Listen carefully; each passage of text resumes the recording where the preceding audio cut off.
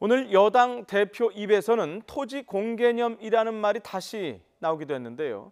정부가 천정부지로 치솟는 서울의 집값을 안정시키기 위해서 추가로 고강도 부동산 대책을 내놓을 예정입니다. 이르면 이번 주 안에 나온다고 하고요. 더 구체적으로는 모레입니다. 13일에 나온다, 이런 얘기도 지금 흘러나오고 있습니다. 문재인 정부 들어서 벌써 8번째 대책인데요. 자, 이번엔 시장을 안정시킬 수 있을지, 이른바 약발이 있을지 지켜봐야겠습니다. 강진원 기자입니다.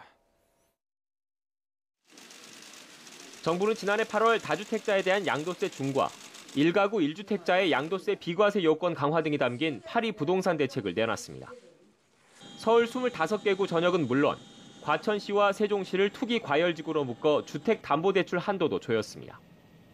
서울시내 분양권 전매를 입주 때까지 금지한 6.19 부동산 대책이 발표된 지 한 달여 만입니다. 정부는 집을 거주 공간이 아니라 투기 수단으로 전락시키는 일은 용납하지 않겠습니다. 역대급 규제로 꼽히는 파리 부동산 대책 이후에도 정부는 부동산 시장 안정 방안을 잇따라 발표했습니다. 10월엔 가계부채를 줄이기 위한 종합대책을, 11월엔 무주택 서민과 실수요자를 위한 임대주택 등 공적주택 100만 가구 공급 계획을 공개했습니다. 12월엔 최근 정책 수정 논란이 불거진 임대주택 등록 활성화 방안이 나왔습니다. 올해에도 정부의 부동산 대책은 계속됐습니다. 2월엔 재건축 사업 추진 전에 실시하는 안전진단을 강화하기로 했고, 지난달엔 서울 4개구를 투기지역으로 추가 지정하면서 서울을 포함한 수도권에 신규 택지를 조성하기로 했습니다. 1년여 사이에 각종 후속 조치를 제외한 굵직한 대책만 7번 나온 셈입니다. 교통이 양호한 지역에 택지를 추가적으로 발굴함으로써 도심 내 수요를 충족시킬 수 있는 입지를 찾아보게 되었습니다. 하지만 이 같은 규제에도 서울 집값은 쉽게 잡히지 않고 있습니다. 정부 산하 공기업인 한국감정원이 조사한 지난 3일 기준 서울 아파트값의 주간 상승률은 0.47%.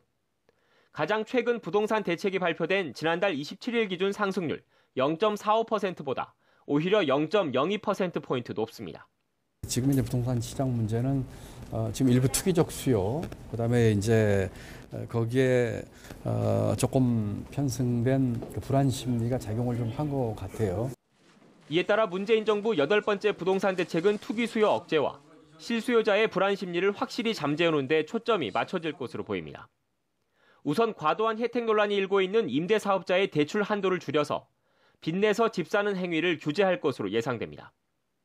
똘똘한 한 채에 대한 과도한 수요를 억제하기 위해 1가구 1주택자와 일시적 2주택자의 양도소득세 비과세 조건을 강화하는 방안도 거론되고 있습니다. 종합부동산세 등 보유세를 늘리는 것도 국회 심의 과정에서 논의될 것으로 관측됩니다. 30만 가구 규모의 신규 택지 30곳을 서울을 포함한 수도권에 조성하기로 한 만큼 어떤 지역이 지정될지도 관심입니다. 추석 민심에 대한 우려로 여당까지 집값 잡기에 공을 들이는 상황. 정부의 8번째 부동산 대책이 효과를 낼 수 있을지 시장은 촉각을 곤두세우고 있습니다. YTN 강진원입니다.